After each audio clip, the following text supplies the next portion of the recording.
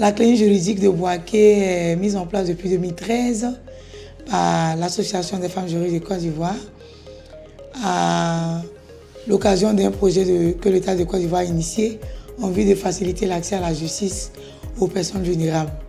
Voilà, donc nous existons ici dans le Gbeke depuis 2013 et nous couvrons le Gbeke et le Lombol. Il faut savoir que nous avons deux principales activités que nous menons au sein de notre clinique juridique.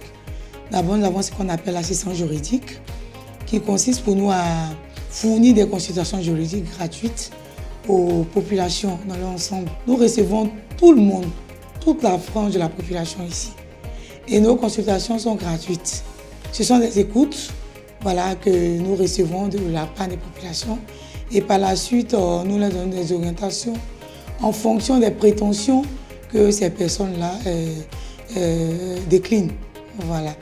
Et à côté des consultations juridiques que nous fournissons, nous faisons beaucoup d'activités de sensibilisation. Le deuxième axe est porté sur l'assistance judiciaire. Et donc nous apportons en fonction des directives de nos projets, nous faisons ce qu'on appelle un appui aux frais de procédure judiciaire. Donc ce sont des fonds qui sont alloués à certains bénéficiaires qui ont mis en borne l'action judiciaire, donc qui ont une action pendante en justice et qui ont besoin de notre aide.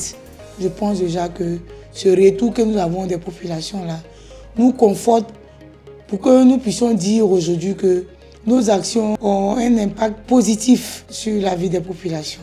Et l'Association des femmes juristes de Côte d'Ivoire, depuis sa création, s'est donné pour mission de pouvoir aller partout en Côte d'Ivoire, parcourir les campagnes, les hameaux, les villages, les villes, pour vulgariser les textes de loi qui sont votés par nos députés, nos sénateurs, promulgués par la suite par l'État de Côte d'Ivoire. Et pour y arriver, elle a mis en place des cliniques juridiques. Aujourd'hui, nous comptabilisons 15 cliniques juridiques. C'est un appel que je vais lancer d'abord.